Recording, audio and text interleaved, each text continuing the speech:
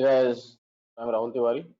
So welcome to the session, and this particular session we are going to talk about Python OOPS concept. OOPS is nothing but object-oriented programming language.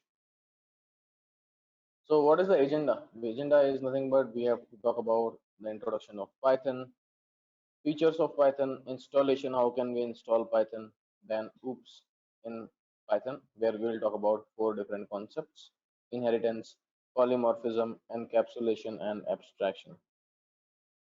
So what is Python? Now Python is a programming language which is an open source programming language, and it is easy to learn.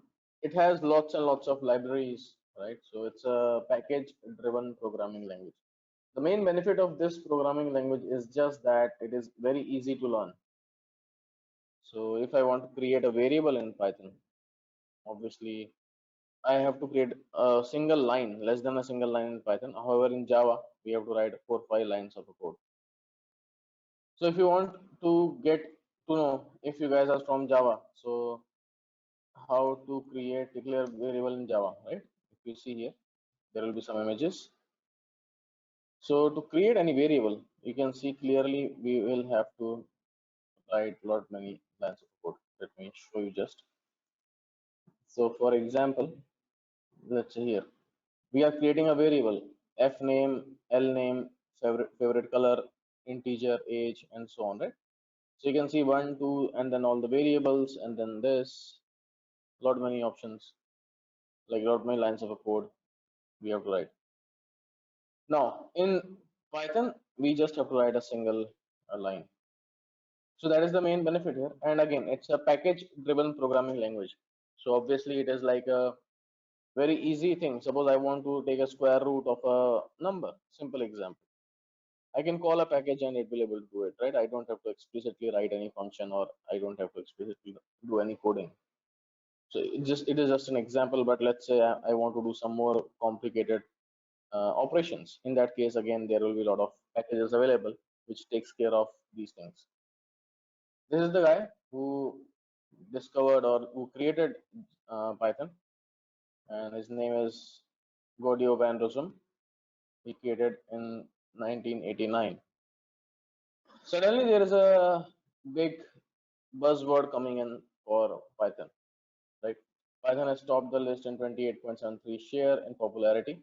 In last 5 years, Python has had 18.2% growth, right? So that is the only thing which you can see here. And obviously, there are a lot of jobs available as well. The only reason is that I can do a lot of things using Python. I can do automation using Python. I can do data science using Python. I can do machine learning using Python. I can do artificial intelligence using Python. I can create a website using Python. A lot of things we can do, and that is the main benefit of this particular programming language. Big companies like Google, Quora, Dropbox, BitTorrent, Instagram, YouTube, these are like using Python a lot for their day-to-day work. NASA, like there are lots and lots of organizations who are using Python. Also, why it is very much popular? Because the reason of popularity is the packages which is it has, right? So machine learning AI I cannot achieve through Java, right? The extensive library is not there. But if I talk about Python, TensorFlow, Keras, these are the packages which are helping us to achieve all these stuffs in quick and easy way.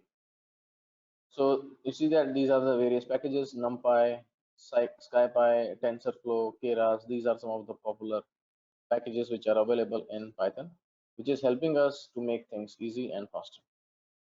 Features of Python we already discussed quickly: simplicity, open source software, then it's a portability.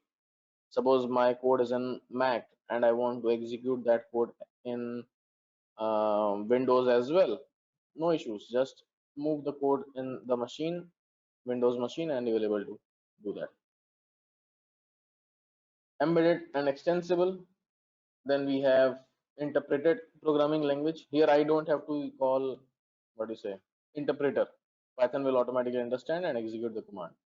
If I talk about this embedded and extensible, so I can run other programming languages codes, for example, C, C++ in Python. Same way in C, C++ Python, I can run Python code as well. That is the benefit which we have, that extensible and embeddable language this is. Then, as I mentioned, there is a packages, libraries such as NumPy, Matplotlib, scikit-learn. These are some of the very important libraries for data science, machine learning point of view. There's a huge set of libraries which are available. It has OOPS, object-oriented programming language, right? So OOPS is again one of the techniques which we can apply in the programming and make things which are very much complex to a simple step-by-step programs. Now, how to install Python? To install Python, we have various ways. I prefer to go with one is from Python website, which I don't want actually that you guys install Python from Python website. The only reason is that the packages which I am talking about, NumPy, Pandas, all those packages, you have to install separately if you install Python from Python website. That's why the best is anaconda.com. You can go to anaconda.com and you can very well download from here. Go to individual edition, and then if you go till the end, you can see your data science toolkit. It is helping us understand that these are the packages by default comes in once you install Anaconda. By default, these will come. You can see below, based on the machine, you can download the Anaconda instance. Go with the latest version of Python because the support for Python 2.7 is no longer there. So better to go with the latest version based on the bit of the machine. Also operating system, whether it is Windows, Mac OS, and Linux. Based on that, you can go for it. Once you download that, then you will just have to write Anaconda. You see there are two options coming in, Anaconda prompt, which is nothing but a command prompt, and this is Anaconda Navigator, where you can launch the graphical user interface like Jupyter Notebook and Spider. We will going to use Jupyter Notebook for our this class. If I go to Anaconda prompt, you can see that this is nothing but a command prompt which I have. I already mentioned that when you install Python from Anaconda, the relevant packages which are on data science, you will able to get those packages here. PIP list. You can see that we have the packages coming in. Right here, you can see that we have scikit-learn, we have pandas, all these packages coming by default. Right. Anaconda is a distribution system. From there, you will get the GUIs where you can do coding. For example, Jupyter Notebook and Spider.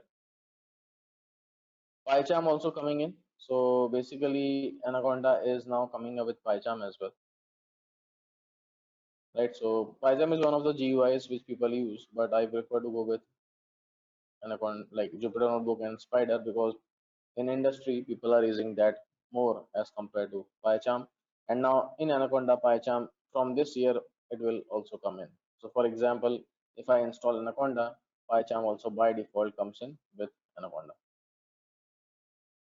Right. So if you see here, if I go to Anaconda Navigator, it will show me all the graphical user interfaces, and it will take some time.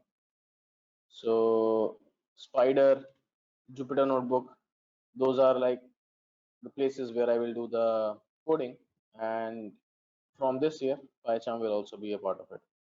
It will take a little bit of time. In the meantime, let's proceed. Here we go. Okay, you see this is my Anaconda Navigator. You have Jupyter Lab, you have Jupyter Notebook, you have Spider, IPY console, right? A lot of options we have, and here you will most probably see Anaconda PyCharm as well soon. Now, if I go ahead, and this is my Jupyter Notebook. Once you open Jupyter, this is how it will look like, and this is the page of Jupyter. You can see here. This is the Jupyter Notebook. The name Jupyter comes in with JU for Julia, PY for Python, R for R programming. So basically, there are three programming languages which can be run using Jupyter Notebook. That's why this is named as Julia, Python and R Jupyter. Now, if I go to OOPS concept directly, right? So what is an OOPS concept? So basically there is a concept of classes and objects, and there are concept of methods as well. So we'll quickly talk about that. I have object, class, and method. Now what is an object, what is a class, and what is a method? I'll take an example. Let's say I have a blueprint of a house. Once, let's say I am creating a big society, right? We will not start creating the society directly. We have a floor plan, and we'll have like, okay, here the kitchen will be, here the bedroom will be, and so on. I'll have the floor plan like this, right? And then once the floor plan is ready, then we start building the houses. So basically this floor plan is nothing but class. And when I am creating a physical object, then it is an object. So with this class, I can create multiple objects. With this plan, I can create multiple houses. So class is one. I'll have multiple objects for that class. Okay. So now if I try to create a class here, let's try to create it. So to create a class, we have a command called class. Let me take one example. Let's say I'll take first one example and try to help you understand that. So we are creating a class called student, right? So the syntax for creating a class is class, then student, and this we prefer to go with a capital letter. Obviously, the class will be created, but syntactically or programmatically, we prefer to go with capital letter. Def init self comma name comma marks. Now what is an init? Init is nothing but it's a constructor. Okay, so this init method, so basically we are creating a function inside a class, and this method is known as constructor, which is helping us to initiate the instance variables. This is my instance. In this instance I have a variable called name and marks. That is how the syntax is. This is how we call the constructor. Init underscore underscore init underscore underscore is what I can use. Now question arises, what is this self? Self is nothing but it is again an option to, let me create the entire code, then it will make more sense. So what I will do is I'll go ahead and call this entire code, and let's say I'll give some conditions here. For example, self dot name is equal to name. So self is a keyword which is helping us to initiate, like in this constructor is helping us to initiate the variables, instance variables of a class, and self is a keyword which is helping us to assign that variable in the name, right? Self dot name. So this self is helping us to assign the variable in this particular variable, assign this name variable in this particular variable. After that we have self dot marks is equal to marks. Now what I want is I want to create one more. Self is not necessary to use, but you can give any name. You can put Edureka also, but it is required. Something is required here. You can give any name, but self is a best programming practice. That's why we go for it. So it is helping us to assign the variables inside this method. After that we have, let's say we have to create a new method. So basically what is this? This is a constructor, and then def display self. I'm calling this self again. Print hi comma self dot name. Print, if you are calling a constructor, guys, then this self is required. We cannot skip this. Print your marks is self dot marks. Now after this, what I want, I created a class called student. Inside that there is a method. This method is known as constructor. This method is known as instance method. So now if I go ahead and create an object from a class, if I execute, it will throw me an error because it is looking for name and marks. You can have constructor without parameters, absolutely no issues. So my name is, let's say, I'll put John, and marks is, let's say, 45. So an object is created which is s, and this object will have this function as well, because I created an object s with a class student, so all the features which we have in this class will go to this object as well. So dot object, sorry, dot display is the feature, right? If I execute, it will print me the marks. Suppose I want to create one more method, def grade. I want to assign a grade, self, and then if self dot marks, let's say, is greater than equal to 60, then print you got first grade. If self dot marks is greater than equal to 50, print you got second grade. Else, let's say, just give print you failed. Okay, so I created a new method inside the class, and if I call s dot grade, it will help me to decide what is the output. You failed. Okay, if I go ahead and make 65, it will say get first grade. So you can very well play around with the condition and you will get the output. Okay, so that is an idea about a class, a method inside a class. This is nothing but init is a constructor, display is a method inside the class. When you want to initiate the variables, then this is nothing but helping me to initiate the variables. If we want to do some calculations or some logic building, then we'll have this methods. I created one student, I can create multiple students. For that, we have to run a loop. We are using self in other methods because we have to pass the variables, right? We have to pass the variables which we are initiating here, and these variables can be passed through self because now it is assigned to a self, and then I can very well call these variables. Grade also is a method, absolutely. I can have multiple methods, and these methods are known as instance methods. Okay, there are different type of methods again: instance, static, and class methods. These are like instance methods.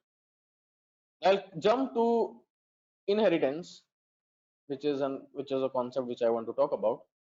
So what is an inheritance and how this works? What are the different types of inheritance? Let's say I have, what inheritance means. Basically, I have a parent and my parent is giving me all their properties, right? So they are inheriting their property to me. That means all the features which they have, they are inheriting to me. However, I will have my own features as well, right? I can have my own features as well.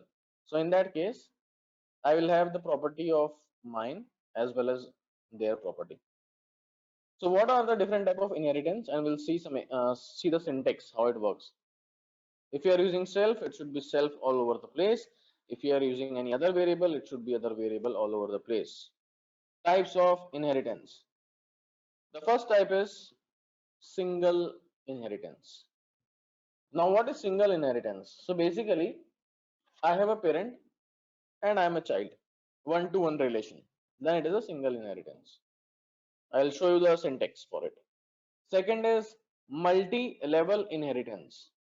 One parent give the property to child 1 and child 1 is giving the property to child 2. Okay, so basically if I try to explain in the paint, I have a parent and there is a direct relation with the child, then this is single inheritance. Let's say I have a parent, he is giving me the property, and I am giving the property to another person. Let's say my father is giving me property, and I am giving the property to my child. So it is multi-level. Then there is a concept of hierarchical inheritance, parent, and I have child 1, child 2. Okay, so let's say my father, I am one of the son, and maybe my sister. So here we have hierarchical inheritance. And next is multiple inheritance. Now what is that? Two parents I have, parent 1, parent 2, and child is getting properties of both the parents. That is multiple inheritance. Okay, so these are the four main types of inheritance which we have, and how we can create a syntax. So basically I'll try to help you understand the syntax, how it will be created. So to create a single inheritance, let's say class P is my parent, it has some method. Now here self, if you remove, that is fine, absolutely no issues, but I'm passing it and print parent method. Okay, so I have a class P. Inside this class P, this is one of the properties of the parent. Now I have a class C, and I am passing parent property colon pass. Now what is the property of C? C has its own property or not? We don't have any C property, right? C is like just a standalone class. I don't have any like C as a child don't have any property. So if I go ahead and create a class object, and then when I check C dot and tab, M1 automatically coming in, and you can see that it is helping us to find the details of parent. So basically I called a class C. C has a property of parent, and parent has a property def M1. So automatically that property assigned to C. C does not have its own property. Does not have its own property. It is just getting the property of the father, parent. Now let's say I'm giving some features to this child also. Print child method. Right? Now what all properties? Pass is like I don't want to run anything, just pass. Simple keyword. Like if I'm creating a class and then I'm passing it, I don't want to execute anything here, it is just pass. No properties I have, just pass it. Now C dot, you will see that I have M2 also coming in. Okay, so that is how you are able to get it.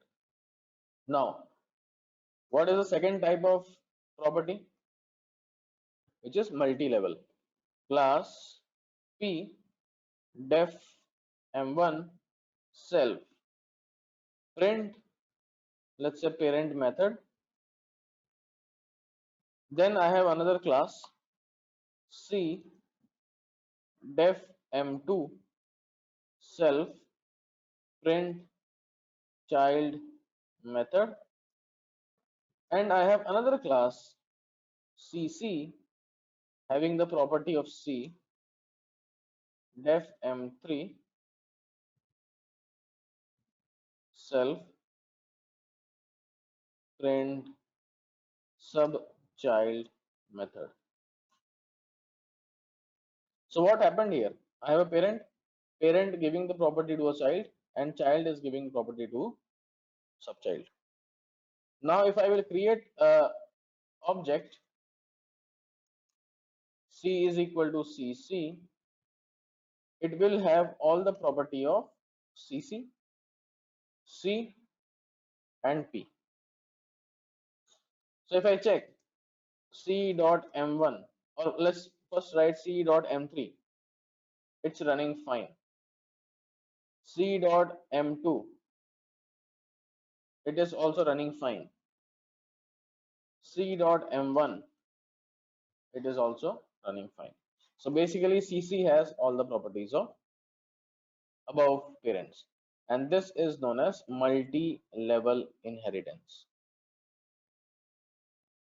There is no limit. I can have multiple relations, but in industry standard we prefer to go with maximum 6 to 7 hierarchical, right? 6 to 7 multi-level basically. Now class P, now I'm talking about hierarchical inheritance. I have two childs, right? I am a parent, I have two childs. So def M1 self print parent method class C. I am giving property to this class C. Def M2 self print child method class CC P. Def M3 self print sub child method, right? Now C is equal to, if I will call C class, now what all property C will have? C will have M2 and M1. Okay, M1 is a function and this is known as method. Basically when we are talking about object oriented programming language, then this is mentioned as method. It's a sibling obviously, so ignore that, child 2, because it is getting property from parent only. C is not giving the property. Now C dot M2, if I execute, you see child method coming in, obviously this one. C will have M1 also, parent method, absolutely no issues. Will C have M3? No, right? C dot M3, it should not be, ideally, obviously it does not have. Now I'll create CC equal to CC. Now what are the things CC will have? M3 and M1. So CC dot M3, yes, looks good. CC dot M1, yes, looks good. Will we have CC M2? I don't think so. You can see it's not there. Okay. So what is the difference between multi-level and inheritance? So this is what this is what I have parent giving property to both the childs. So it's a hierarchical.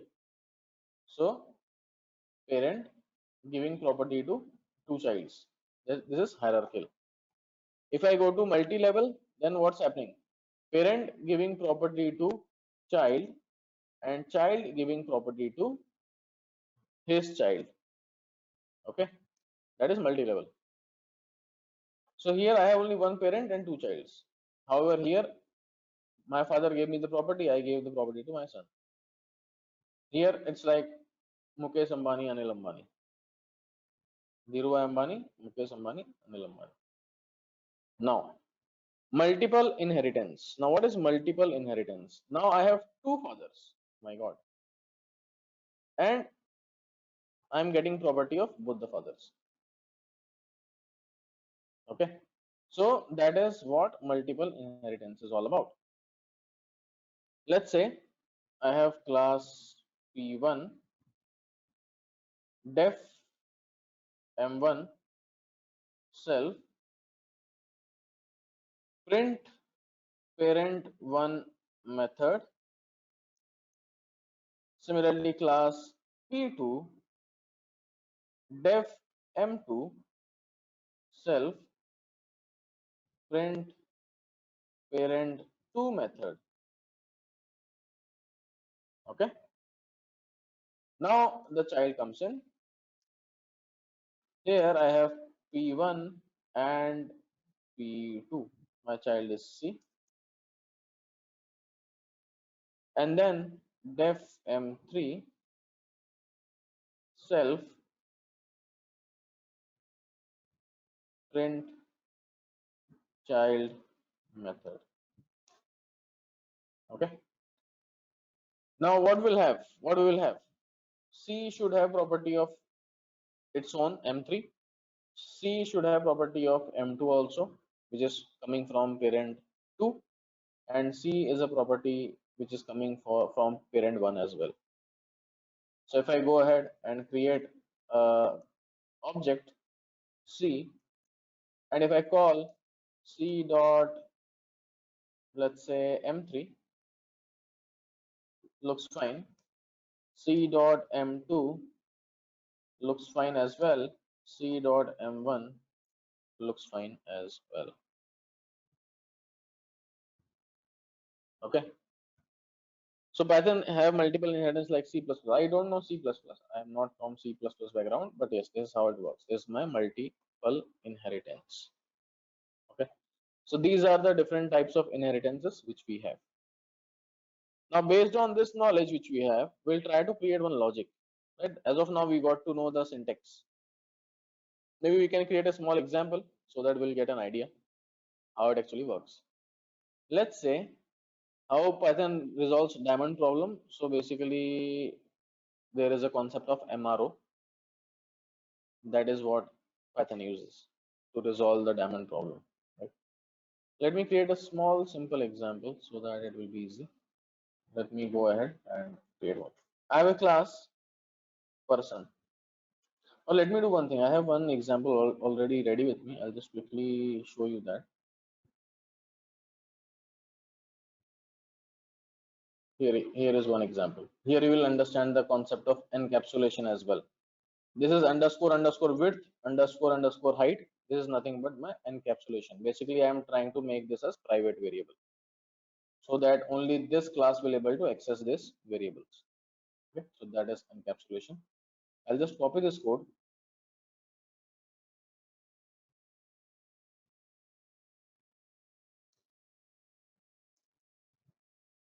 Okay, so now what we are doing here, we have created a class called polygon which has an input we have to pass.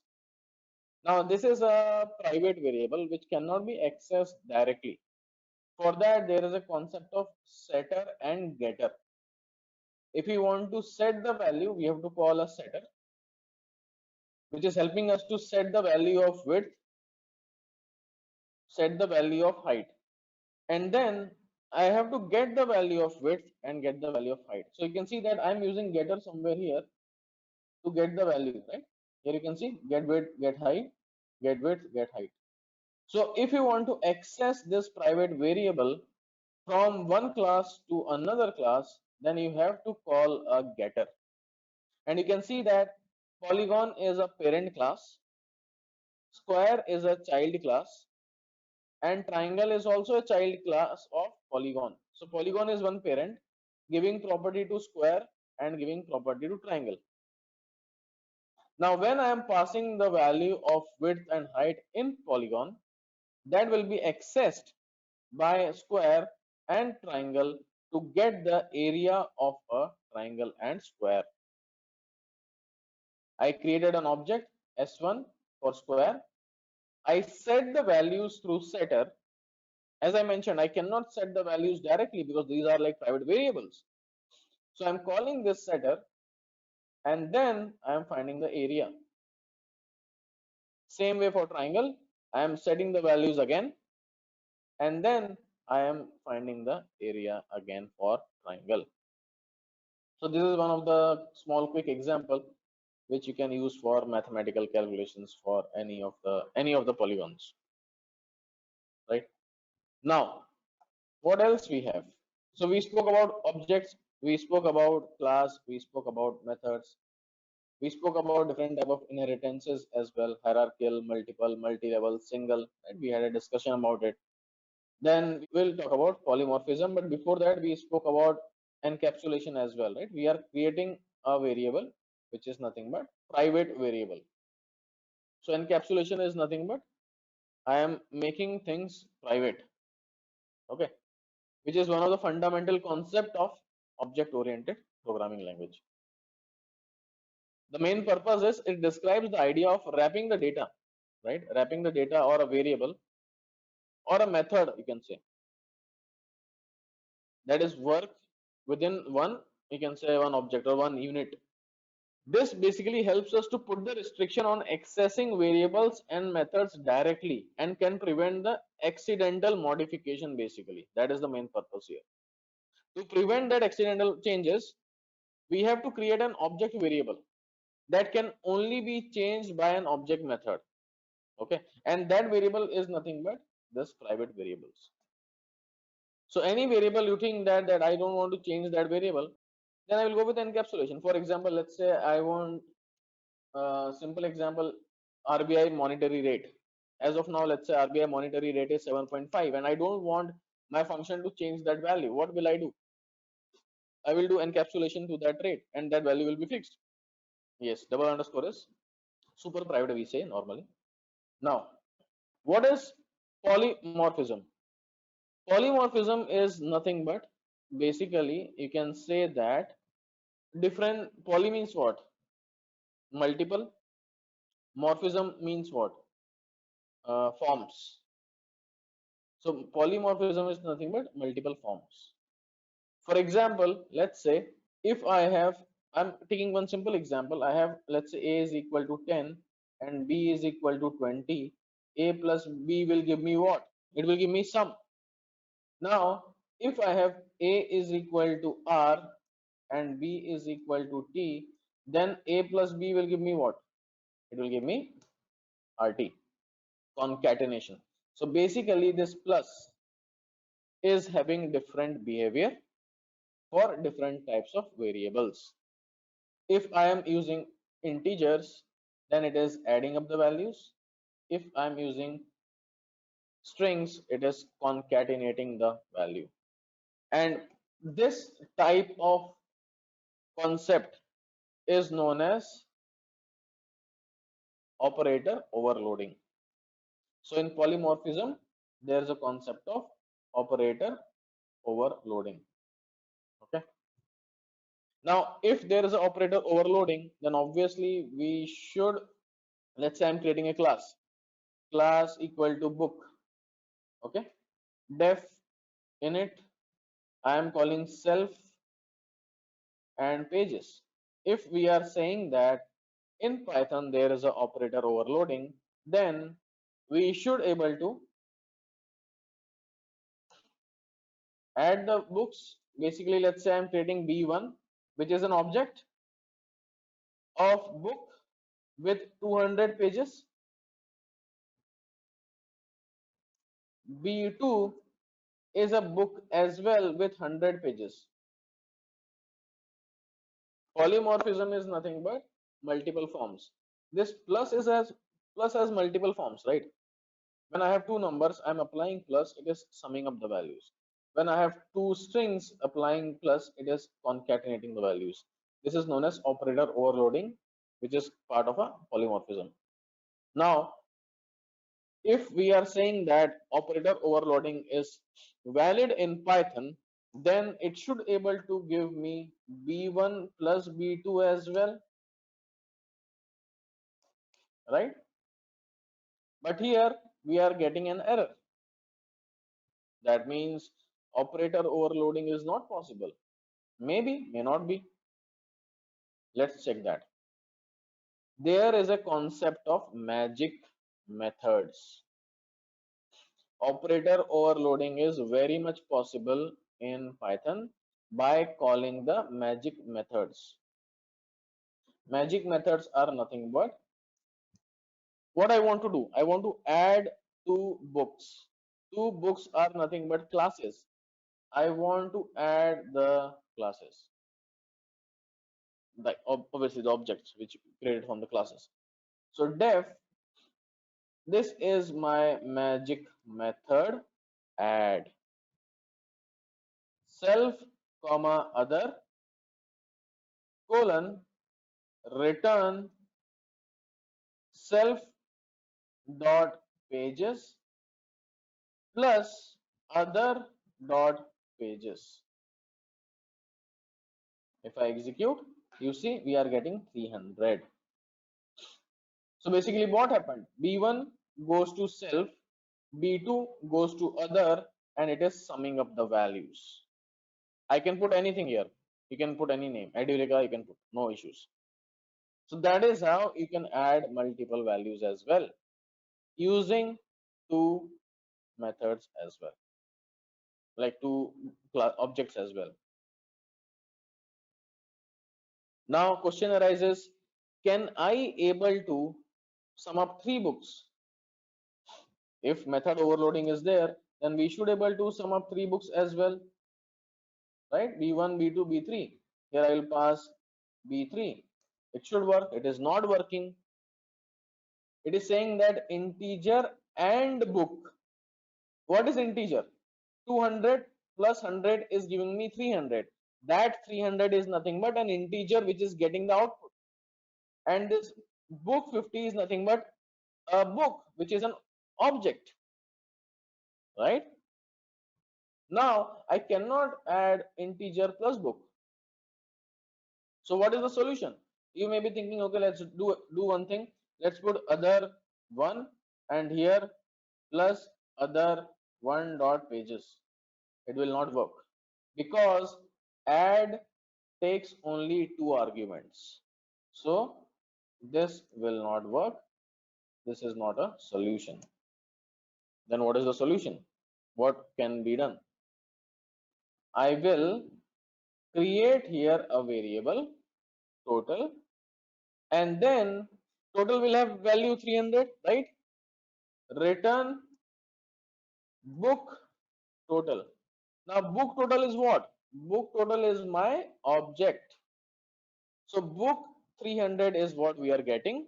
So basically what we are doing is, when we are running this command, B1 is going to self, B2 is going to other, we are adding up the values, we are creating a book again, then this book total is going to self and B3 is going to other, and then two books will sum up.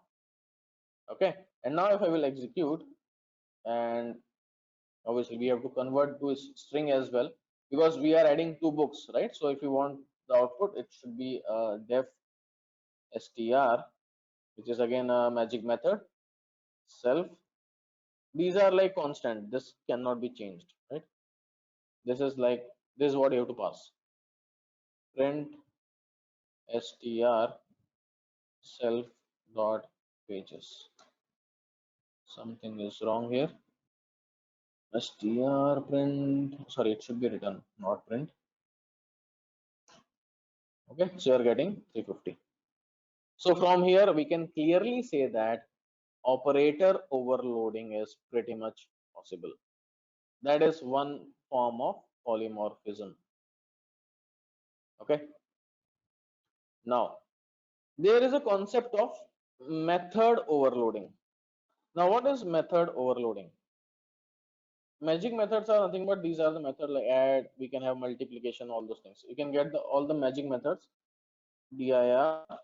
So dir int. Okay, so when you run, these are the magic methods we have: add, bool, greater than equal to, int. These are like magic methods we have.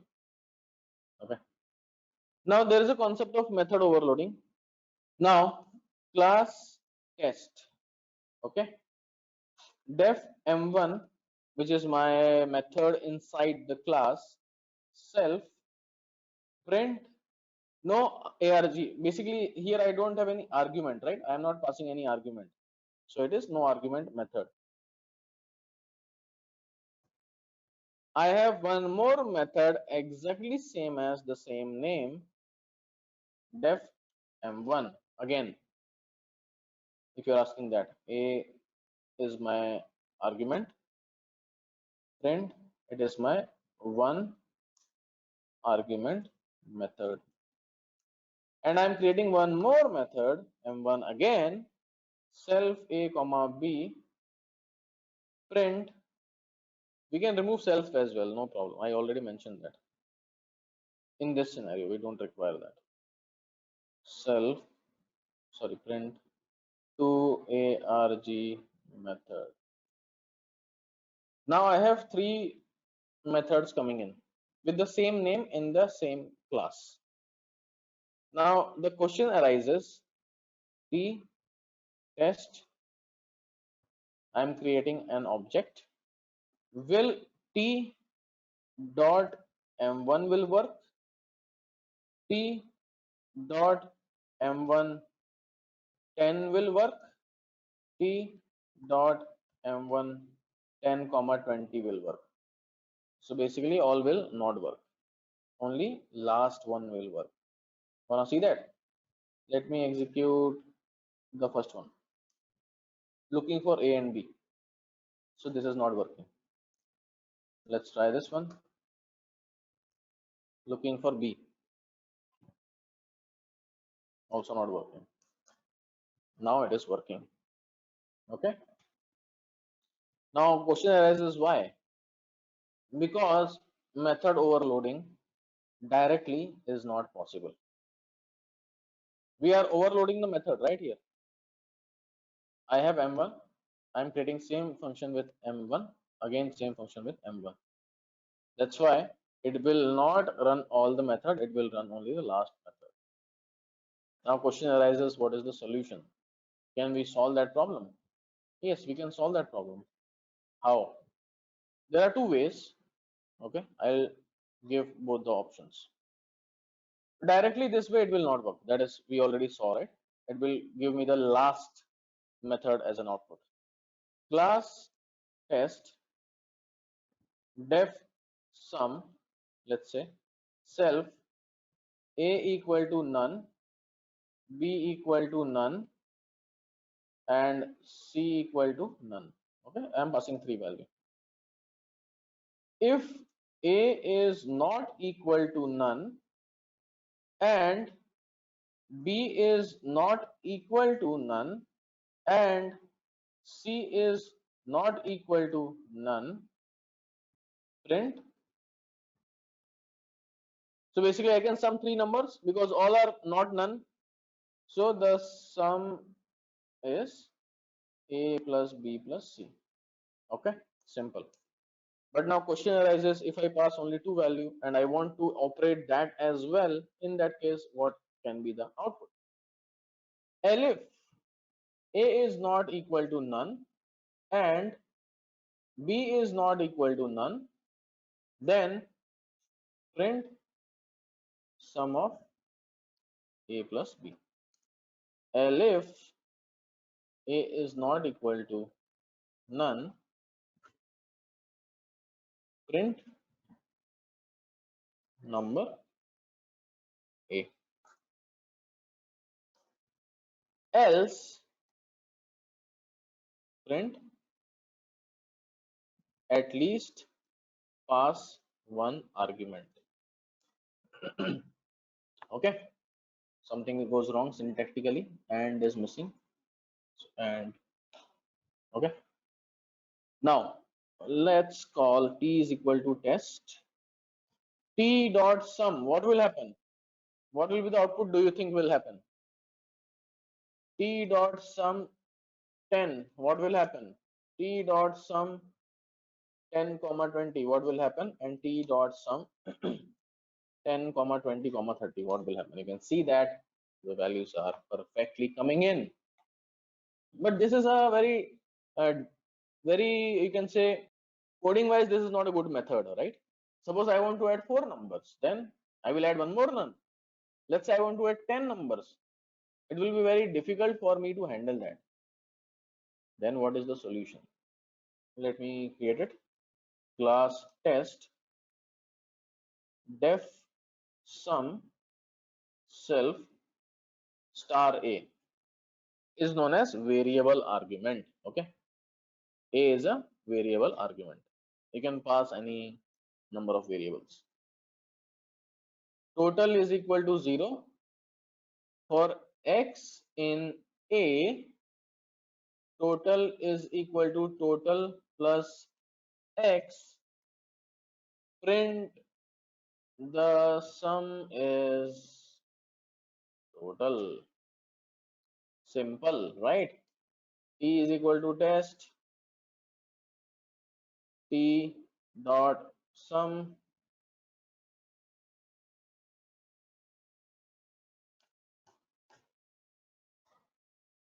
and pass the value 10 10 10 10 10, execute 10 20 30.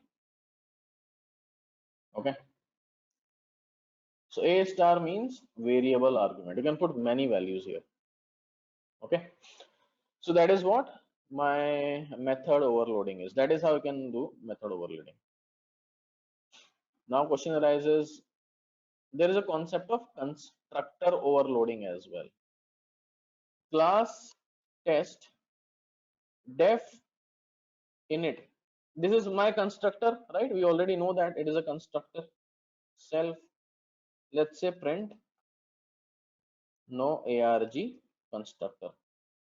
Def init self a print one arg constructor. Def init self a comma b print two arg constructor. Okay, now question is, if I will call t is equal to test, will this work? T is equal to test comma 10, bracket 10, will this work? Or t is equal to test 10 comma 10 10 comma 20, will this work? The last one will work, right? Obviously. Let's check that. Require two positional argument, so this will not work. This will also not work, and the last one will work. Perfect. Last one will work, obviously, why not? So it is known as, like, I'm basically calling three constructor, it will take the last constructor. So constructor overloading is not possible, looks like. But can we achieve that? Because when we are creating multiple constructor in a class, the last constructor works. That is the way how it works actually. The way, if you see here, right, we had multiple methods and the last method ran. The same way applies here as well. The solution is, again, we have two solutions. One is dot like star a, and second is that assigning none none none. That is the solution. So class test def init, okay, self comma a equal to none, b equal to none, c equal to none, colon print, let's say constructor with 0 1 2 3 arguments, t equal to test. Will this work? Yes, absolutely. T equal to test 10, will this work? Absolutely. Will this work? Absolutely. Right, all are working fine. That is how it behaves basically, right? When we are creating multiple constructor, the last constructor will take the priority, guys. Now why it is so, that is the behavior of Python. Now the solution is, another solution which we have is class test def init self comma star a print constructor, right? I just printed like this. Now I can have various arguments, no doubt, no issues, right? T equal to test will work, t equal to test 10 will work, t equal to test 10 comma 10 will work, t equal to test comma 10 comma 10 comma 10 will work, right? And so on. No issues. Execute. Perfect. Okay. Now there is a concept of method overriding as well. Someone asked me that if I have a child has the same method, same as parent. Let's take one example. Here is my parent. Parent says that I have property, please take it. the property is nothing but land. I will give you cash, I'll give you gold, and I am a prime minister, I'll give you power also. He also says that these are the three girls. You have to choose the girls from here for your marriage. The girls are X, Y, Z. You can choose any of the girls for a marriage. But now child says that, see, I want your property, right? I want your property, but I already have a girlfriend. So I will do a marriage. I have three girlfriends. So I will do a marriage with any of the girlfriends. Now what happened? Marriage is present in child also. Marriage is present in parent also. Now if I will create a class of C, and if I try to call marriage, property will come automatically because parent is very much eager to give the property. But in marriage, what will happen? Will I get XYZ or ABC? I will get ABC, obviously, because I'll get the property from the child, not from the parent. Okay. But now, let's say parent says that do one thing, choose girls from my options and from your options. You can choose out of 6 girls, whichever you want to marry. Then how will that work? So there is a concept of super keyword. So basically I'll get the property of parent also. So let me copy all this stuff. So I'm not writing it again. And here in marriage, I have already print ABC. If you want to marry my option girl as well, just call super and marriage. Super marriage will give me the property of parent class as well. Okay. So these are some of the concepts of polymorphism and method overloading, method overriding, all those things we have. Now the last concept which I want to talk about is abstract class, abstract method. Now if I want to define what is abstract class is, what is abstract method is, then how will I define it? So basically abstract method is nothing but method having no proper implementation. Okay, method having no proper implementation, then that is abstract. For example, I created one method but that is not completed, then I will make that as abstract method. How to declare an abstract method? There is a command called @abstract method decorator. There is a concept of decorator. So to create an abstract method, we have abstract method like this to declare that. And this abstract method decorator is present in ABC module. You have to call ABC module. And child class which we have is responsible for parent class implementation.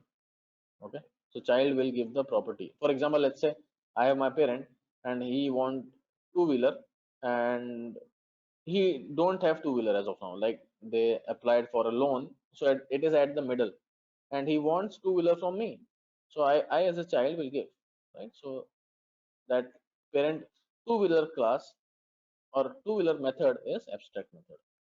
Okay, now I'll take one example so that you will get an idea what I'm saying. Let's say there is a class called vehicle. Okay, and obviously I have to call ABC module is what I have to call if you want to call the abstract method. And this ABC, if you want to call, you have to actually write from ABC import star. Okay, obviously syntax error will come, I'll just clean that.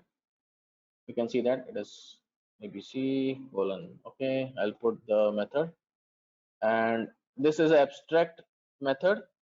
So in class vehicle there is an abstract method, so I can say, or let's say yeah, that's fine, I'll make it as abstract method def m1 self pass port. Okay, you see here vehicle has a method m1. As of now, nothing is happening in m1, right? It is halfly constructed. There is no logic present here. But there is a child. There is a child of vehicle. It consists of m1 and it has some logic. For example, just a print m1 logic present here. Okay. Now what my parent will say, see, I have one more property which is, let's say, def m2 self print property. Okay. It says that I have this property which I will give you, but in place of that, you give me this property. My m1 is not fully constructed. I want that m1 property from you. Okay. So that is what we can do. So let's say if I'll go ahead and create c is equal to c dot m2, m2 is working fine, c dot m1 is working fine as well. What will happen if we'll write vehicle? We have to create a class for vehicle, v equal to,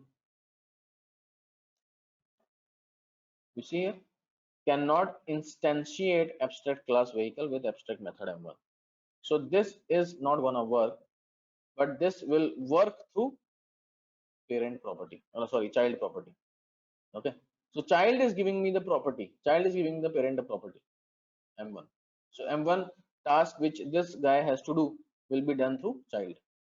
Suppose this class is also, this method is also abstract method, then what will happen? Abstract method is, sorry, abstract method, you see I'm getting c with abstract method m2. So basically what's happening here now, m2 property I am not able to get from the parent because m2 is also not properly built.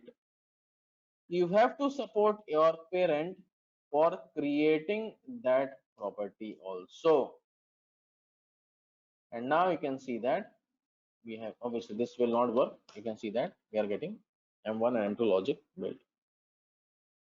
So when my parent, the class is not created, the methods are not created, child is helping the parent, is what this abstract method is, because this abstract method is not properly built as of now.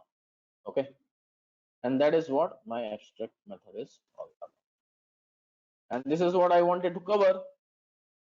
All right, thanks guys, thanks a lot, stay safe and take care of yourself.